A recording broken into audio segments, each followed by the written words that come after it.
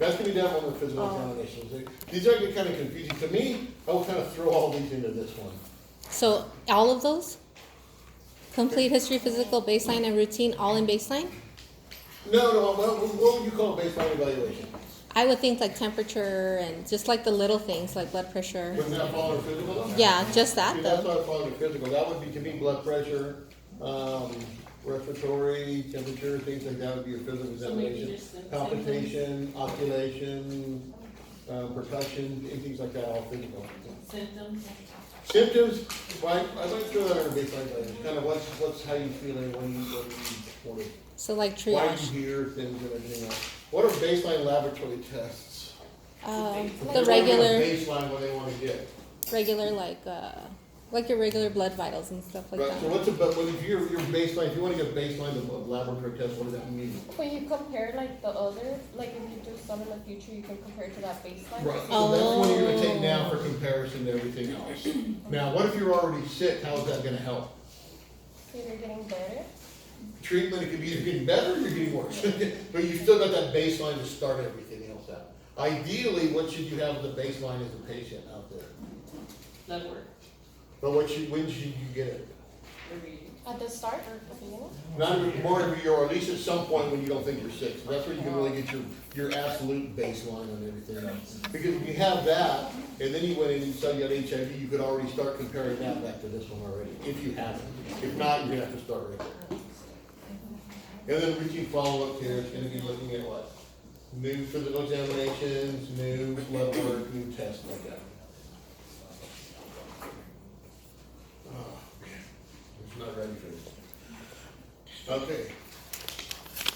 The criteria for therapeutic intervention for HIV, the main two are going to be what? Viral load and CD4 counts. Right? So what is your overall viral load? And the degree of immunodeficiency based on CD4 counts. Right? Can you explain viral load a little more thoroughly? Viral load is the number of viral particles per given volume of blood. Usually a microliter or a milliliter.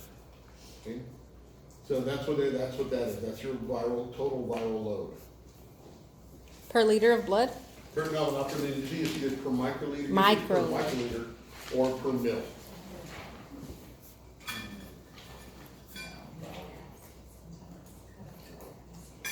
And then the last one is going to be the appearance of specific opportunistic infections. We talked about those. What are some examples of those we went over? Oh, like the pneumonia, Sarcoma, the pneumonia, pneumocystis pneumonia, and the lesions. that's the sarcoma. Oh, just kidding. Thrush, Thrush. anything that adults shouldn't have, right? A healthy adult shouldn't have. Okay. The difference is, by the time these show up, what are these two guys looking like? Hi. They're bad. Your viral load's going to be high, and Low. your degree of immunodeficiency is going to be, Low. Wait. the degree of immunodeficiency is going to be high too. Oh, hi, yeah. That's sort of a I thought you backwards meant the question. CD4 would be low. Colleagues, I actually just did some more research on HIV. So asked me why I got bored over the break. So I'll go over that in a little bit, and then actually let me see something real quick. I'll go over it right now. Then we'll go through the drugs. Did we talk about primary HIV, acute or primary HIV infection here? Mm. At the beginning we didn't? You sure? No.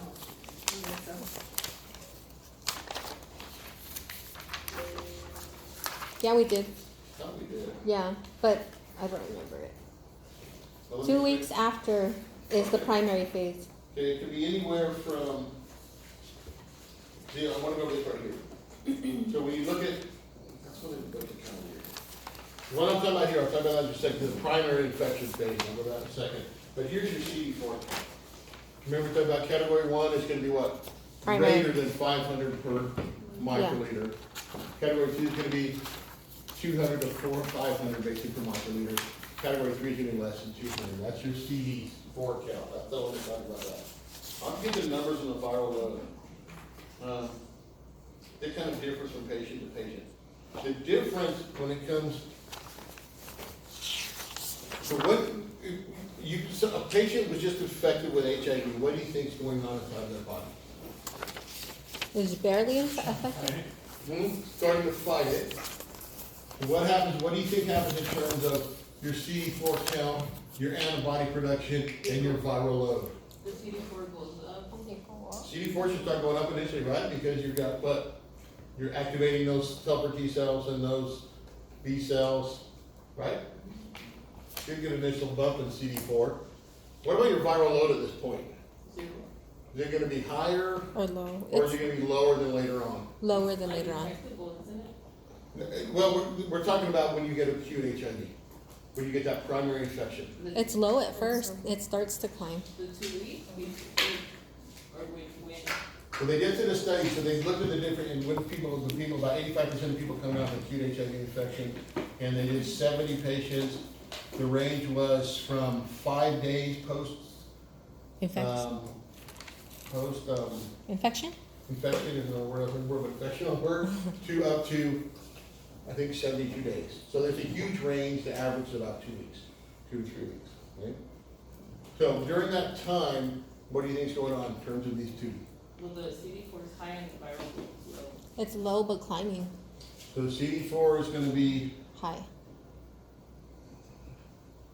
oh man.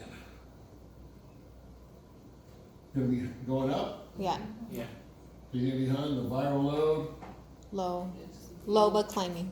low. Yeah. How about viral load compared to chronic HIV infection? Oh, that's gonna be. So let's look Is it viral chronic load. and being treated, or Is it's it just acute no. versus chronic?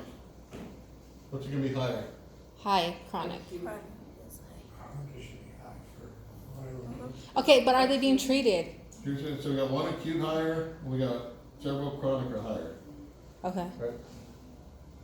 Actually, in this case, acute, you have a very high viral load, it starts skyrocketing up, the virus is getting inside, once they start establishing infection, they start multiplying like crazy. Oh. Once you hit the acute phase, it's what you guys will hear in hospitals called seroconversion. That's when you start producing antibodies. That's the point at which your body starts really going after the virus. Until that point, your viral load has been going up and up and up. Now you start producing hopefully some neutralizing antibodies and some CD4 cells, and CD8 cells that will kill. Can you spell that seroconversion? Zero. S-E-R-O, zero, and then Yes. conversion. S-E-R. S-E-R-O. So that's like the same as the serology. Yeah. Oh, I thought you were saying zero, like you No, said. I'm sorry, yeah, I'm not out of spring break yet. Seroconversion, yeah, so it's serology. And since most of the time when you're sick, what causes your signs and symptoms of being sick? Your immune response. Your immune response. So when you actually get that acute phase where it feels like you have the flu, kind of, that's because that's when the immune system is kicking in. Then you have that first acute battle, you actually get a marked drop in viral load after the acute phase, it kind of knocks it down. And then I said you get in that chronic battle, where the viral production is fighting the immune system, and you get that battle over time. So after that, for a while, your viral load's gonna drop, and then after a while, it's gonna start doing what? Start picking back up and picking back up. Your CD4 count's gonna spike for a little bit, and then it's gonna start doing what pretty drastically? Drop. Starts dropping down. At which point are you gonna start getting opportunistic infections? What's your CD4 show? When your CD4 drops below that threshold, which is 200. Now, we're talking about medications. Maybe I'll wait till we get to the medication part. All right, we're gonna talk about nucleoside reverse transcriptase inhibitors and nucleotide analog reverse transcriptase inhibitors and non-nucleoside reverse transcriptase inhibitors. Whew. Okay, it's a great target. We don't have it. Somebody tell me what a nucleoside and a nucleotide are. And if you have micro with me, you better. One inhibits and one kills. Just kidding. What has to do with the RNA and DNA, right? One attacks the virus and one stops, right? Or something? Well, they just like they have like a mechanism of action, like different parts of Like like what, the What highway. connects the cell What's wall? attached to a phosphate? That's what I was going for right there. A nucleoside doesn't have the phosphate, it's just a nitrogenous base in the sugar. A nucleotide has the Doesn't. phosphate. I'm just gonna throw those in so you guys kind of have an idea what's going on. I'm not gonna ask you that on the test, don't worry about that, or if I even test you on it. All right. So what they're doing, and I'll show you the mechanism of action in a minute. And then, so these are gonna work, and I'll show you how they work in just a second, okay? Non-nucleoside reverse transcriptase inhibitors are not gonna work in this mechanism, they're gonna attack the enzyme itself somehow, okay? Yeah, okay. Protease inhibitors are gonna inhibit one of the enzymes that the virus needs to make. Remember I talked about how the virus makes one big long protein and you have to chop it up into functional proteins? That's the protease that HIV makes. The protease inhibitors inhibit that protease in chopping up that protein that it needs into the usable functional proteins. So if you don't chop it up, you don't have the functional proteins you need. And those fusion inhibitors are the ones that inhibit fusion to the cell membrane, okay? And then what was the other one we talked about? Is that drug out there? It's another inhibitor? For HIV. That prophylactic one for HIV. Oh, that's right. You were talking about with the This one- doctors This taking. one inhibits fusion to the cell membranes, prevents entry, right? What I say is another way you can effectively stop infection. Stop it before it starts, you mean? Yep, are you actually not infected? Like, as a mechanism of action? Mhm. You know, fusion inhibitors will do it. Stop it from. These, it's usually too late. Well, I mean, sometimes you can, Oh, to actually, prevent sometimes it. if you can get these super early and you can prevent some of these, they're usually pretty, hopefully the immune system kind of mops them up. But in general, it's a little, these are just gonna be treatments. Well, yeah, Oh, is fusion, it the one that is he it the was same as talking like an about? entry inhibitor or? That's the fusion inhibitor, the one that Trevor was talking about, yeah. Yeah. You can, So that prevents. I know. He's our Is it guy. like the morning after pill? What? kind of. No. The morning after would be more of these guys. That's called the, they call it PrEP. Pre and post exposure prophylaxis. Are you talking about like the new drug that they Yeah. use so you won't get infected? Yeah. Oh, okay. To How prevent does it work? Okay. How does it Yeah. work? It's actually a prophylactic. You're maybe taking the day after, but you roll the dice on that one. You could maybe, and you probably could even use the word for PrEP, which is post-exposure prophylaxis, okay? Or Well, pre-exposure wouldn't it prophylaxis. have to be in the beginning, like probably stopping the ribosomes or something? Well, what did I say? How did I say that new one works? Is that the one with the doctor? The one example that you're giving Trevor us? said. Mm-hmm. Don't have So boxes, Trevor, CCR. Trevor, they don't listen to you either. It's those integrase inhibitors. Remember I said you have to Integrase. integrate the DNA, the viral DNA into your DNA? Yeah. If you can't integrate it, you don't get this whole replication cycle, so that's the other So one. if it's already in, how does it stop it from integrating? It blocks the, there's an enzyme called integrase. And integrase is the enzyme that integrates. Is that during transcription or? No, it's before that. It's all right, now we're gonna get to this. It's after reverse transcription, where you reverse transcribe the RNA into double-stranded DNA. Then integrase takes that double-stranded DNA and integrates it into your genome. Which makes the new DNA. No, you've already made the Oh. new DNA. You've already. So it stops it from going into your Yeah. gen. Yes. Like integrated Yeah. in the Okay. DNA. So if this is part of your DNA, HIV goes from RNA to DNA, right? Yeah, because this is the rest of the Yeah, DNA. So it gets into the DNA. so Actually- the RNA goes back. Actually, goes RNA is reverse transcribe RNA to DNA. okay?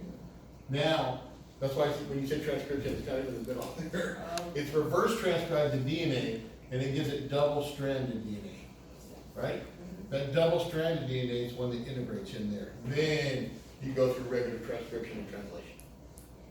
But if you can prevent this integration, You will never. you have a double-stranded, and then eventually your cells are just gonna Which degrade. is the what enzyme did you say that was? The integrase inhibitors. So it's not on here. Okay, that's what I was gonna add. The protease inhibitors is after it gets integrated in here, and then it goes to transcription. So messenger RNA to protein. But HIV makes that big, long protein that has to be cleaved into 3 or 4 functional proteins. That's what the protease does. Okay? I think there's one that's called GAG, there's GP 120, there's a couple other ones. But these have to be processed. They have to be cleaved into the functional protein. That protease inhibitors prevent that. So if you just have this big long protein floating around, it eventually gets degraded as well. But you still have HIV. But you still The have other HIV. one just stops it from. Integration inhibitors, if you can prevent integration, you stop the infection right here. Because eventually this double-stranded DNA, if it's not integrated in there, it's gonna be broken down somehow. But with that new medication, you would have to take it every day? But not every day, it depends on your potential for exposure.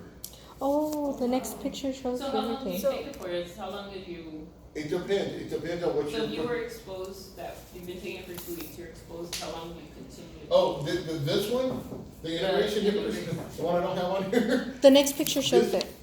do I have it? Yeah, it's super Oh, cool. Did I find it? Oh, I did put it in there. Oh, okay, this is hard, we'll go over hard today. But I did have it in there. The integration, the fusion inhibitors are what are called prophylactic drugs. They can be used as prophylactic drugs, which means you take them before exposure. So it just depends. First responders may take them all the time. If you're in any high risk category, depending on your high risk, you may take them all the time. You may just take them when there's a potential for high risk exposure. Let's say you were gonna be working, with IV drug users. High-risk group, right? Needle sticks, things like that. Somebody like that might take them just on that particular shift for a while. So it just depends on exposure, potential for exposure. So what do you take if you're not taking that and then you get exposed? Yeah, every one of these, they just throw you in the whole bucket pretty much. And that's called post-exposure prophylaxis. And the idea there is that even if you do get some exposure and they get in there, that your immune system can maybe mop it up before. So you may get infected, a few cells may get infected, but if you can keep it from replicating, hopefully the immune system will see that that cell's infected and eventually kill it. That's the idea behind that. It works pretty well. Can a vaccine be made for that? You know, like the children and you could get vaccine once a year and then that would. That's been the golden goose for 83, 93,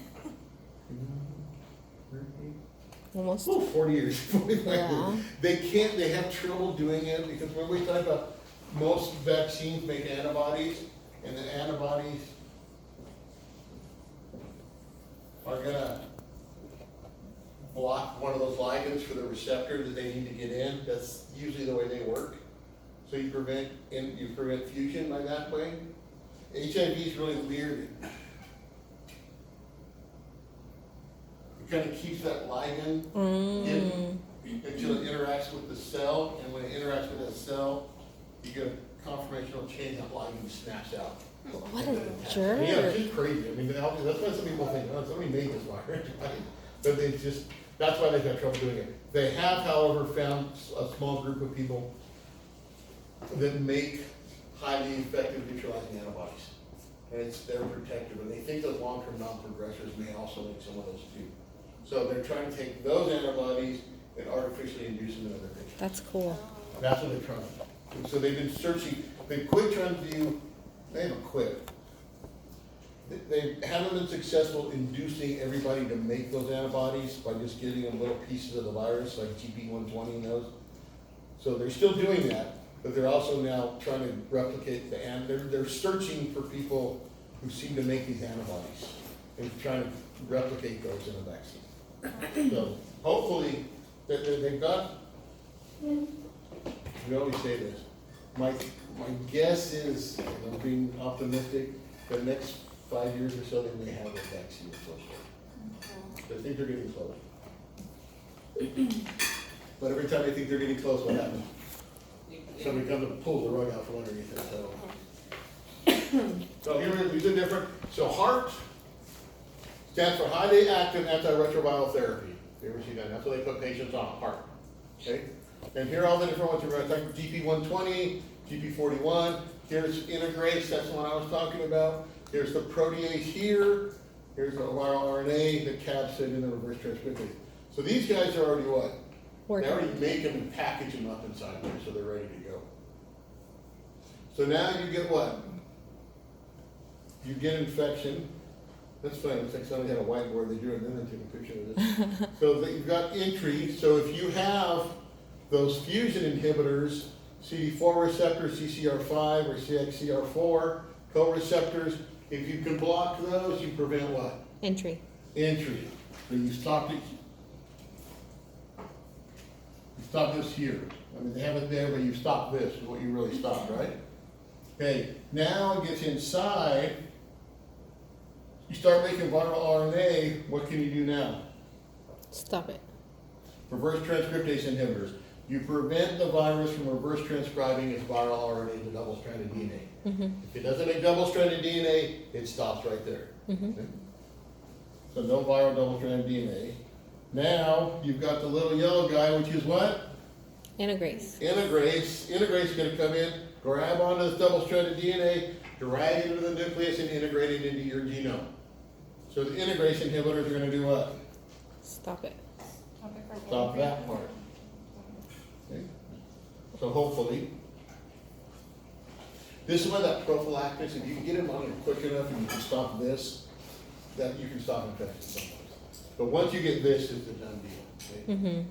So now the integrase inhibitor stops that, but now another way you can stop it here, you got viral RNA is gonna get packaged in there, they don't really do much there. But remember I talked about that protease? The functional protein, So yeah. you make this big long messenger RNA, which you're gonna go up here, and you need to cleave that protein. If you can stop that, you can what? Stop it from spreading. You can't cleave those proteins, so that protein stays all connected and it's non-functional, and you can't make what?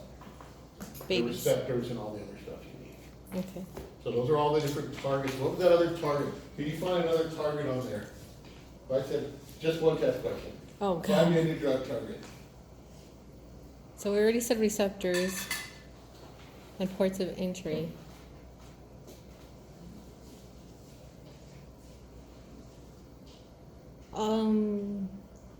Yeah, we erase that. We erase There's no- Ideally, you're going to try and hit something before this, right? Yeah.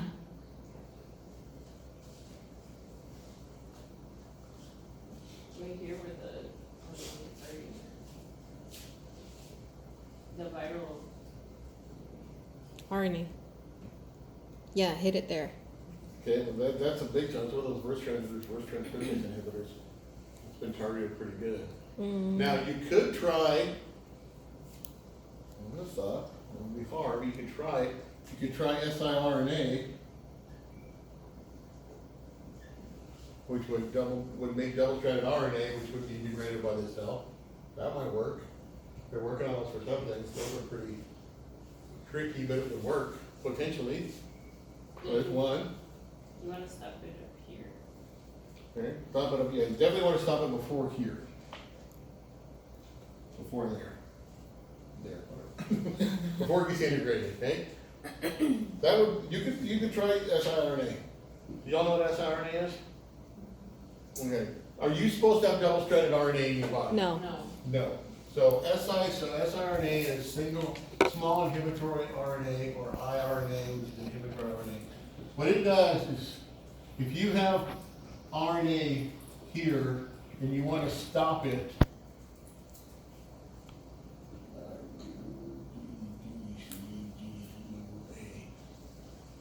you can make a complementary strand of RNA to that, okay? Which would be what? T. U, A, B, C, G, C, A, U. Oh, yeah, no Okay, T's in so now it. you got double-stranded RNA. Are you supposed to have double-stranded RNA? No, in fact, your body sees that as a viral infection because they're double-stranded RNA viruses. Yeah. And it's got a mechanism called dicer and other ones that comes and chops that up. Now, it turns out they found out now your body does this actually on purpose. But it would work as a medication as well. Because if you make double-stranded RNA here, it gets chopped up, do you It ever get can. any transcription or anything? Mm-mm. Or translation? No. But you could try that. You guys, they're getting some of these drugs in clinic, you guys will see this in your own lifetime for sure. They're tricky and everything else that they're getting. What else? Where else can you target this? Where, would be fungus, or, no?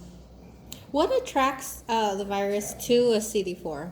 Just random. Just randomly, Bump just gets in into all of them, and Yeah. that's what. Okay. But when you've got 1,000 T cells per microliter, and you've got 5 million viral particles per microliter, the odds of them interacting are pretty, pretty good. Yeah. But it's So they completely interact random. with all cells, but it just screws you up when they get your CD4 cells. Is what you're saying? No, then? preference, viruses preferentially bind, it goes to CDs, helper T cells preferentially, can do CD8s, macrophages, and dendritic cells. Oh, okay. So. I think macrophages is one of the reservoirs for it. Mm. Where else? There's only one other place I can see you could target it on here. Can they like prevent like GP120 and GP141 to like binding to the receptors? Wouldn't that be Here, entry? you could, so you could either inhibit the interaction from this side or from GP120 or yeah. You could potentially do that in GP41. That's actually one of the ones they're trying to go after a little bit. You could, but that would still result in basically a fusion inhibitor, right? Or an entry inhibitor. You could do that. You could. Yeah, it's hard over here. You could try and hit them over here before it even made them. Maybe you could try. But does it make it at the beginning or in the end? Right here. So you look right here. These things right here are going to be GP120 and stuff like that. So that's going to be. It makes it, it's at the very end. Those it makes at the end. Yeah. How about uncoding? You can stop uncoding. Potentially. I didn't know that. You can stop it from uncoding. It's never going to release its Why? RNA into the cell. If it can't release its RNA into the cell, can it make copies of itself? So how does it stop it from encoding then? I have to look at the mechanism they use to encode. Some of them are brought in and given the lysosomes and they encode. Other ones that use some of the proteases. I have to look at it. But they are looking at inhibiting encoding. Oh, do they use that for other viruses? Yeah. They're Oh. working on it. If you can keep a virus from encoding, it's just going to get degraded eventually too. Good job, guys. I didn't know that was possible. That's cool. All right. These are nucleoside analogs. An analog, like I said, is just a drug that has the same basic chemical structure, you just changed a little bit of it. In this case, if you had Marco with me, this looks familiar. Yeah. In this case, you've got AZT. Thymidine is what? Now remember for replication, you have to have that 3' free hydroxyl group, right? Right. You have to. Everybody remember that? Yes. 1306. All right. What these analogs do is AZT just replaces, you take thymidine and you just replace it with a nitrogen. So you're going to go ahead and insert this one during viral replication. When you're going to make the next one, what's going to happen? Are you going to be able to attach it? So let's say the next one should be adenine. Adenine's going to come up here with that phosphate. It's going to come up here and try and make that phosphodiester linkage. Is it going to be able to do it? No, because you don't have that 3' hydroxyl group, right? They're called chain terminators, if you want to write that down. They terminate that chain, that replication chain. They stop replication. Now, AZT is a chain replicator? I'm sorry. any of these things are all called Any. chain replicators, all these analogs. Now, could these affect your DNA if it was being replicated? Yes. Sure. That's why some of these have some side effects. So I was watching the Dallas Buyers Club. Finally, I barely saw it, and the whole premise of the movie was that AZT was killing people. But why is it still being used as a? Well, who said it was killing people? Well, in the movie, that's the whole thing, and that he went to Mexico and found the interferon B, I guess. Beta? I don't know about beta, but interferon is what was being used to cure people, not cure people, but make people better. And people that were on the trial version of AZT were dying.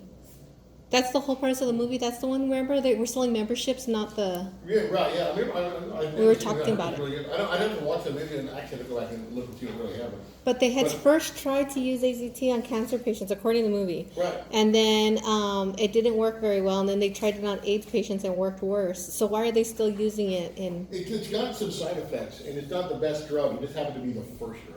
Oh. That was the big key to it, was the first drug. Oh, And it okay. was probably a cancer drug because, like I said, the side effects from taking AZT is that any of your DNA may get terminated too, so your cells are gonna. The point is, both cancer cells and viruses are rapidly replicating. The idea is, their preference, you're gonna take up this probably than any other cell. But AZT has a pretty bad side effect. All these gene Oh. terminators are gonna have some of those. Bad side But effects. the idea is, your virus, the odds are your viruses are gonna be what? Trying to use them faster than what? Then you can make it. Than any of your cells. But those are the nucleoside analogs, all right. Okay. So, dramatic impact of illness is compounded by, and this is a problem, this is changed now. All right, with complex reactions on part of the person with HIV or AIDS and his or her partner, friends, family, members of healthcare, the community, children, anything, right? Not as bad now as it used to be, okay? Given the lifestyle impact on support personnel. Somebody was getting, didn't tell anybody. Now they're gonna have to what? Tolerate. But people know that can have a huge side, depending on what the family support system is. Some people can be really bad about that, so that would be bad, right? Depression is a big one. If I have HIV now, I would still be depressed. And I want to go back to that one in terms of the protease inhibitors. Anxiety disorders, that's gonna couple with this. There's also a huge, correlation between people with HIV and alcohol and drug use. Okay? Those are all gonna back up on these two right here. right? So are we talking about how it relates to the medication working, or what are we talking No, about? these are psychosocial issues. Oh, People just are what comes with positive it. and have AIDS, yeah. Oh. What are gonna compound this person's health? Oh, okay. Like the stressors and stuff. Yeah, stressors, lack of support system, things like that. How would depression cause a big problem? How did depression cause problems initially with some HIV patients? Lack of treatment, probably. Lack of compliance would be another problem, Yeah. for sure. But there was another one going, and I'll show you how these things all fold back together toxicologically. Ooh, that's a good word, toxicologically. All right, what are we talking about the protease inhibitors? They were very effective. They were more effective than nucleoside analogs, actually, at first. That's right. Decided to go left early. Okay. It turns out that there were a group, I'm just gonna finish him on HIV, we'll start the other one later on. That there were a group of patients who started taking when the protease inhibitors came out, they started doing very well. They were some of the first drugs to actually get the viral loads down to undetectable levels. Mm-hmm. Now, there was a subset of patients that were not responding to the protease inhibitors. Why? And they wanted to figure out why. Okay? It turned out that those patients, they were depressed, all of them would have been, right? Oh, the depression drugs, Were right? taking St. John's wort, which is a holistic antidepressant. Mm-hmm. And it interacted with St. John's medication. wort induces one of the liver enzymes that breaks down the protease inhibitors. So the ones who were taking the St. John's wort to help treat their depression, because it's natural, so it can't be bad for you, right? That has a lot of that. Were what? That was inducing the enzymes, so their livers were breaking down the protease inhibitors faster and they can do their job. So all these different things can come back and forth. Alcohol and drug problems can do what to your Liver. immune system? We can- They can weaken it too, so now you got a double whammy on there.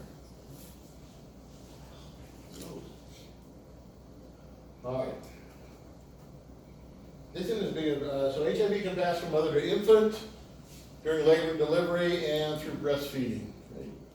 Now, could you get HIV? Could you potentially get HIV from, as an adult, if you're, let's say your wife or significant other was breastfeeding and you got breast milk on you somehow or anything? Not on you, no. No. Why not? How could she get Like- it What on you? if it's plastic and you can brain? No, because it doesn't live out like outside long That's not enough. outside, that's not outside, it's still gonna be inside the milk right there, and you're gonna. Well, then it would usually live in they're inside of saliva. infected cells a lot of times too. It would have to live in saliva to be able to infect people that way, also, right? Not saliva, this isn't saliva, this is breast milk. Yeah, I know, but So if it got in your eyes or I don't know, something? maybe, I Eyes don't or know, mouth, or yeah. something. you're saying yeah? I don't know, I'm asking. I don't think so. If No, it went in through one of those portal entries like your eye or mouth, yes. But if not, I don't think no. so. Pretty much they don't think that, fortunately, they don't, I know it sounds like a weird instance, but they wish. I was like- But fortunately, they don't think that the viral load in breast milk is relatively low. It seems like healthy adults, it's not, the exposure would be absolutely pretty much minimal. So what makes I mean I know basically what makes breast milk different from saliva, but what really, like, why would it survive in breast milk and not in Well, what is fluids? the job of saliva? Secretion, it's to wash stuff away. And to start what? Break down Enzymes. foods. Start Oh, breaking things the down. I mean, the whole point is to start oh. degrading things. So it's two things that it's susceptible to those proteolytic digestion. But HIV, remember we talked about how fragile it is and everything. I gotta be careful with that because when I talk about outside the body, that's just HIV. Yeah. Inside of dried blood, it can last longer. much Oh. longer. Oh. Where was I going with this? Oh, pH. HIV is incredibly sensitive to pH. And so they think that that's why it's harder for women to get vaginally, because what's the pH? Acidic. It's got a higher, well, not higher, lower pH, right? So that it's incredibly sensitive to that. So they think that's what's maybe somewhat protective for women, is that pH. Mm. Whereas milk is gonna be normal body pH. Mm-hmm. So, born HIV infected mothers is complicated by the presence of maternal, again, they're gonna get those IgG antibodies already, right? So it's gonna probably detect it. Course of HIV infection is different from children than adults. So generally, they don't know why it's more spread when it's,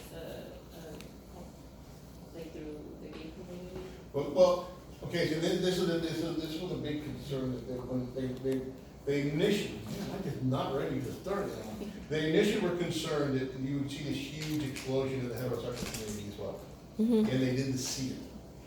And so they went back and they did a lot of research trying to figure out why.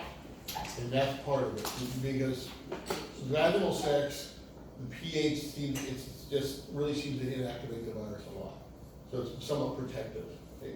Secondly, you tend to get more, the job of the colon in the lower part of the digestive system, so your anal sex, is to reabsorb things. Right? Absorption. You have these mucous membranes that are much more just stuff goes back Goes in. in faster. Secondly, you tend to get more trauma and tearing through anal sex versus vaginal sex. So between the two of those, they think that's what, they think that's what it was. Oh. So the way it gets in. Right, the way, it's not just exposure, it's manner of exposure, something like that. Now, so then they look at, can you get it through deep kissing? I love that term, deep kissing. Could you get it through that? Can you get it through casual kissing? No. No, because could you get it through deep kissing, they call it? Yes. Odds are pretty slim, and I love the example they use. If both people involved have very poor oral hygiene and bleeding gums and things like that, there is a potential possibility. I.e., you got two meth heads making out something. That's about the only way it's probably going to happen. Gross. But it's possible. How about your oral sex? Yes. Oh, so that's like the right thing. Is it? There I looked have been supposedly patients who claim that that's how they got it, but the last I checked, there has never been